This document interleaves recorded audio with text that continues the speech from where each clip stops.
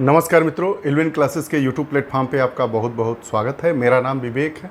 हम लोग कुवैत में भीषण आग लगी है एक अपार्टमेंट में, जिसमें 50 से ज़्यादा लोगों की मृत्यु हो गई है। उसमें 40 भारतीय प्रवासी मजदूर हैं। आज हम इसी विषय पर जानेंगे कि कुवैत में वह कौन सी ऐसी परिस्थितियाँ आ गई कि वहाँ पर भीषण आग लगी और इतने ज़्यादा हमारे भारतीय हताहत हुए। उसके बाद वहाँ के कुवैती प्रशासन और भारतीय प्रशासन के द्वारा इस पर क्या क्या कदम उठाए गए हैं, और हम बात करेंगे कि कुवैत की आबादी क्या है, वहाँ पर भारतीय प्रवासी मजदूरों और कर्मचारियों की आबादी क्या है और कैसे सामंजस्य स्थापित होता है। तो आइए इन सभी मुद्दों पर हम बात करते हैं। आज का हमारा टाइटल होगा कुवैत की आग दुर्घटना, जानिए पूरा प्रकरण। एक एक कर हम मुद्दों पर बात करते हैं। कुवैत में आग की दुर्घटना हुई है, जानिए पूरा मामला क्या है, खबर क्या है।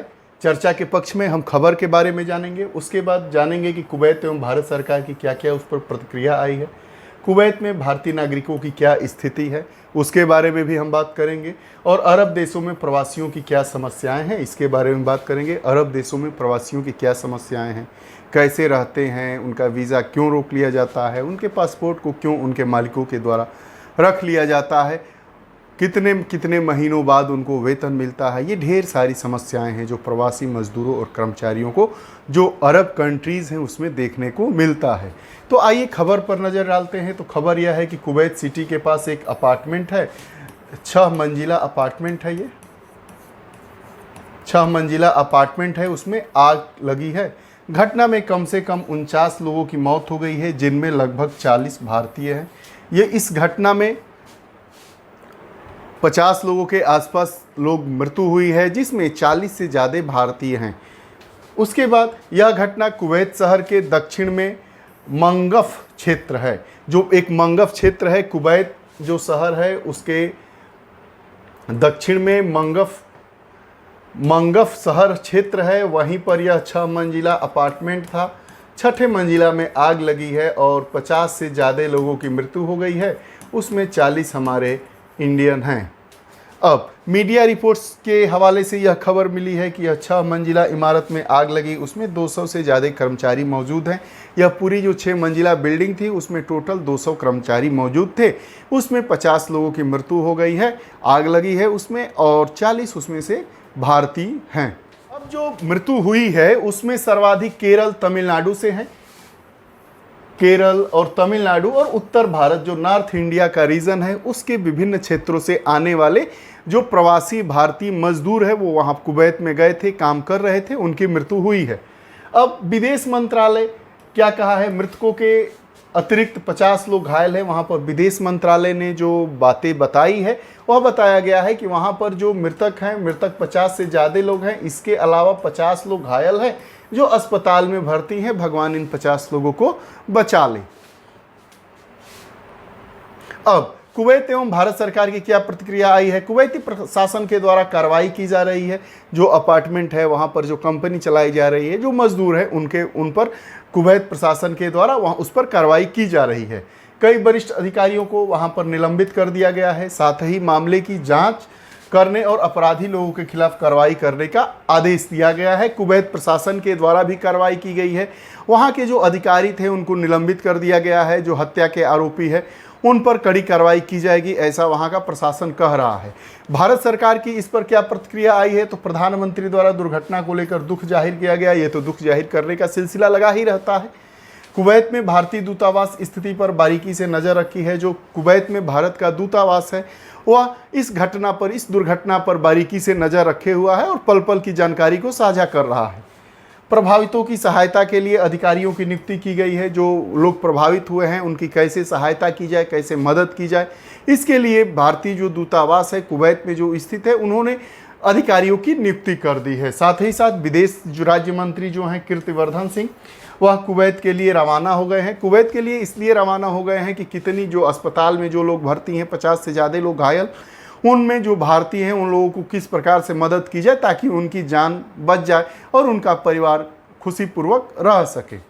सरकार की ओर से मृत भारतीय नागरिकों के परिवारों को प्रधानमंत्री राहत कोष से 2 लाख रुपए देने की अनुमति दी गई कि अनुग्रह राशि दी जाएगी। अनुग्रह राहत राशि प्रधानमंत्री राहत कोष है, उससे दी जाएगी। जो मर गए हैं उनके परिवार को 2-2 लाख रुपए। बहरहाल यह राशि बहुत ही कम है, लेकिन फिर भी अनुग्रह राशि है तो ठीक ही है, कोई बात नहीं। के नक्शे पर नज़र डालते हैं तो कुवैत का ये जो पूरा आप मैप देख रहे हैं, कुवैत 2 देशों के साथ सीमा साझा करता है, एक इराक और दूसरा सऊदी अरबिया। कुवैत के पूरब में यह पर्शियन खाड़ी है, और जब कुवैत के ऊपर जाएंगे आप नॉर्थ ईस्ट के तरफ तो ईरान आएगा, और ईरान के बगल में आपका पाकिस्तान, और पाकिस्तान के बगल में हमारा प्यारा भारत। अब कल्पना करिए कि भारत से यह नज़दीकी है, तभी ज़्यादातर जो मज़दूर लोग हैं वह कहाँ चले जाते हैं, कुवैत चले जाते हैं, और कुवैत में रहकर अपना काम करते हैं, डेली का रोजी रोजगार का काम करते हैं। भारत सरकार को चाहिए कि ये जो माइग्रेंट लेबर हैं इनको कैसे कम किया जाए। क्या भारत में ऐसी सुविधाएं नहीं मुहैया की जा सकती है ताकि जो अरब कंट्रीज़ में हमारे देश के नागरिक जा रहे हैं और तमाम तरह की कठिनाइयों का सामना कर रहे हैं या पहले से भी करते हैं, अभी वर्तमान में उनकी दयनीय स्थिति की दशा को तो हम रोज़ ही देखते हैं। यह बातें चर्चा में इसलिए आ गई क्योंकि 40 से ज़्यादा भारतीय मजदूरों की मृत्यु हो गई है आग लगने की घटना से, इसलिए यह मामला थोड़ा गर्मा गया है। लेकिन सरकार को सामान्य परिस्थितियों में ऐसी दशाओं पर ध्यान देना चाहिए और इनकी बेहतरी के लिए भारत में ही कोई व्यवस्था करने के लिए नीतियां कानून बनानी चाहिए, कंपनी में अग्रीमेंट कर जो भी हो जो इनके हित में काम कर सके। अब सोचिए जो मज़दूर हैं वो मर गए, उनके परिवारों की हालत क्या होगी। ज़्यादातर जो मज़दूर वर्ग के लोग थे केरल, तमिलनाडु और उत्तर भारत से ही आते हैं, जहां पर आप देख सकते हैं कि बेरोज़गारी दर बहुत ज़्यादा है। भारतीय नागरिकों की बात करते हैं तो जो कुवैत है वो पूरे विश्व का 6ठा सबसे बड़ा तेल का भंडार है। कुवैत में दुनिया का 6ठा सबसे बड़ा तेल का भंडार है। वो यही वहाँ की आर्थिक ग्रोथ का एक हिस्सा भी है। वहाँ के आर्थिक क्रियाकलाप को संचालित करने में वहाँ के तेल के भंडार का बहुत बड़ा योगदान है, क्योंकि दुनिया का 6ठा सबसे बड़ा तेल का भंडारण कहाँ पे है? कुवैत में है। आबादी जो कुवैत की वहाँ की डोमेस्टिक पॉपुलेशन है, कुवैत की आबादी है वह 42 लाख है, और प्रवासी श्रमिकों का एक बड़ा समुदाय स्थानीय आबादी से अधिक है। और ऐसा बताया जाता है, ऐसे आंकड़े आते हैं कि जो कुवैत की वहाँ की स्थानीय आबादी है 42 लाख, उससे ज़्यादा आबादी वहाँ पर प्रवासी मजदूरों और कर्मचारियों की हैं। भारत के संदर्भ में अगर हम बात करें तो भारतीय प्रवासियों की संख्या लगभग 10 लाख की संख्या है, और जो सबसे बड़ा समुदाय है। अब सबसे बड़े समुदाय में डॉक्टर्स, इंजीनियर्स, चार्टर अकाउंटेंट्स, वैज्ञानिक, सॉफ्टवेयर विशेषज्ञ, प्रबंधन सलाहकार, आर्किटेक्ट जैसे पेशेवर तकनीकी और नर्स हैं। लेकिन जो इसमें जो 10 लाख प्रवासी मजदूर और कर्मचारी हैं, उसमें जो सबसे बड़ा तबका है वो अनस्किल्ड मतलब अकुशल और अर्धकुशल श्रमिकों का है। और वही अकुशल और अर्धकुशल जो श्रमिक हैं उन्हीं की मौत हुई है कुवैत के उस 6ठे मंजिल पर जो आग लगी है उस अपार्टमेंट की मैं घटना बता रहा हूं। बताते हुए रूह कांप जाती है कि बताइए, पेट और अपने परिवार के भरण पोषण के खातिर यह लोग कहां जाते हैं, कुवैत जाते हैं, किन किन परिस्थितियों का सामना करते हैं और मौत के गाल में समा जाते हैं। जो अरब देश है उसमें जो प्रवासियों की क्या क्या समस्याएं हैं। कफला प्रणाली पर बात करेंगे। कफला प्रणाली क्या है? कफला प्रणाली ऐसी है कि जो प्रवासी मजदूर जाते हैं उनका पासपोर्ट और वीज़ा उस मालिक के साथ वो मालिक रख लेता है और एक नियत समय के बाद उनको देता है। आइए इस पर विस्तार से बात करते हैं। कर्मचारियों और नियोक्ता आपस में संबंध होते हैं। नियोक्ता मतलब जो नौकरी देते हैं, अर्थात वहाँ के जो मालिक हैं वो आपस में संबंध हो जाते हैं। श्रमिक अपने नियोक्ता की अनुमति के बिना नौकरी या देश छोड़ने में असमर्थ हो जाता है। कफला प्रणाली यह है कि जैसे ही कोई कर्मचारी या नौकर जाएगा, वह अपने नियोक्ता जो उसको नियुक्ति दिया होगा, जो उसको काम दिया होगा, उसके साथ उसको अटैच कर लिया जाता है और वह उसका पासपोर्ट और वीज़ा रख लेता है। पासपोर्ट और वीज़ा रख लेने के बाद स्थिति यह हो जाती है कि बिना वह अपने नियोक्ता के आदेश के बिना, अनुमति के बिना न तो वह कहीं जा सकता, अपने देश जा सकता है, न नौकरी छोड़ सकता है। वह कोई भी परिस्थिति अर्थात एक बंधुआ मजदूर जैसी स्थिति बनकर रह जाती है। शोषण एवं दुर्व्यवहार के प्रति संवेदनशीलता को यह दर्शाता है। यहाँ तक कि वेतन भुगतान की भी समस्या इतनी बड़ी है कि वेतन में देरी के मामले काफ़ी सामान्य है। 4 महीने, 3 महीने, 5 महीने पर उनको वेतन दिया जाता है। ये भी एक बहुत बड़ी गंभीर समस्या सामने उभर कर आती है। कई महीनों तक वेतन में देरी, यह तो सामान्य सी बात है। कामकाज की खराब परिस्थितियां होती हैं, कठोर कामकाजी स्थितियां हैं, लंबे घंटे और उचित सुरक्षा उपायों की कमी और अपर्याप्त आराम अवधि, अत्यधिक भीड़ भाड़ वाला आवास। आप देखते हैं कि जहाँ जहाँ ये जो माइग्रेंट लेबर रहते हैं वह हर देश में एक अलग छोटा सा हिस्सा ही उसको बना दिया जाता है।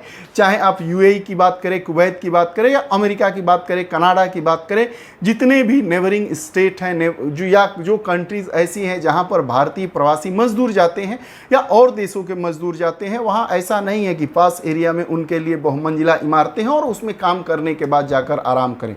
पहली यह एक समस्या है। दूसरी समस्या यह है कि जो उन काम करते समय उनको सुरक्षा की जो गारंटी होनी चाहिए वह नहीं रहती है। आप सोचिए कि जिस 6ठा मंजिला इमारत में आग लगा है, अगर उसमें आग बुझाने के संयंत्र होते या उससे बचाव के, नियंत्रण के कुछ उपाय उस बिल्डिंग में रहते तो काश इन लोगों की मृत्यु ना होती। काम करने के घंटों की बात की जाए, अगर आप भारत में प्राइवेट सेक्टर में या गवर्नमेंट सेक्टर में आप देखेंगे तो अधिकतम कार्य के घंटे 6 से 8-9 घंटे तक होते हैं। लेकिन वहीं अगर हम कुवैत की बात करें या अरब कंट्रीज़ में काम करने जो लोग जाते हैं, उनके काम के घंटों की अगर हम बात करें तो ये सामान्यतः 12 घंटे का होता है। कितनी दुरूह परिस्थितियाँ होती है, रहने के लिए सामान्य स्थिति भी नहीं रहती है, सुरक्षा के कोई उपाय तक वहाँ पर मौजूद नहीं है, फिर भी अपने भरण पोषण के लिए वो लोग वहाँ जाकर और काम करते हैं। भेदभाव और सामाजिक अलगाव एक अलग ही मुद्दा है। वहाँ के लोग अपने आप को सुपीरियर समझते हैं। ये चूंकि मजदूर हैं इसलिए इनके साथ भेदभाव किया जाता है और इनको सोशली रूप से अलग कर दिया जाता है। सामाजिक भेदभाव का शिकार ये लोग होते हैं। विपरीत मानसिक स्थितियों में रहते हुए ये वहाँ की देश की अर्थव्यवस्था को बढ़ाने के लिए काम करते हैं हमारे भारतीय मजदूर। भारतीय श्रमिकों के साथ साथ अक्सर भेदभाव देखने को मिलता है और एक सबसे बड़ी जो समस्या है वह कल्चरल, सांस्कृतिक और भाषाई मतभेदों के कारण उन्हें सामाजिक रूप से अलग थलग कर दिया जाता है। यह जो पूरा हमारा मामला है, चाहे वो अरब देश में रहने वाले काम करने वाले हमारे भारतीय मजदूर हो या कहीं किसी और देश के जो मजदूर हो जाकर काम करते हैं, स्थितियाँ अरब देशों में बहुत ही कठिन है। वहाँ पर लोग जाते हैं तो उनके साथ बंधुआ मजदूरों जैसी स्थिति होती है, उनके साथ व्यवहार किया जाता है। सामाजिक अलगाव का भेदभाव अलग, जो जाति, धार्मिक और सांस्कृतिक भेदभाव तो एक अलग ही बात है।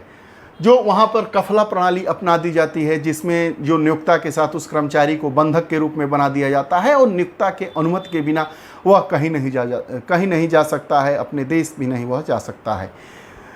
कफला प्रणाली क्या होती है कि जो कर्मचारी या लेबर वहाँ पर काम करने गया है उसके पासपोर्ट और वीज़ा को उस नियोक्ता के द्वारा रख लिया जाता है और वह अपने अनुसार उसको वह पासपोर्ट और वीज़ा उपलब्ध कराता है।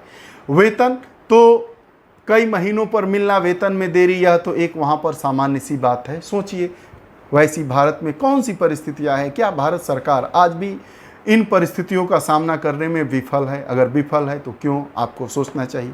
सरकार की जिम्मेदारी क्या होती है? क्या सरकार का सामूहिक उत्तरदायित्व यहीं पर समाप्त होता हुआ नज़र आ रहा है? बहरहाल इसमें आगे क्या आता है नए अपडेट्स आने पर, इस पर भी हम बात करेंगे। आपको हमारी कक्षाएं, हमारी वीडियोस कैसी लगती हैं, कमेंट बॉक्स में अपने विचार जरूर दीजिएगा। पुनः नई कक्षा के साथ उपस्थित होंगे। बहुत बहुत धन्यवाद। नमस्कार।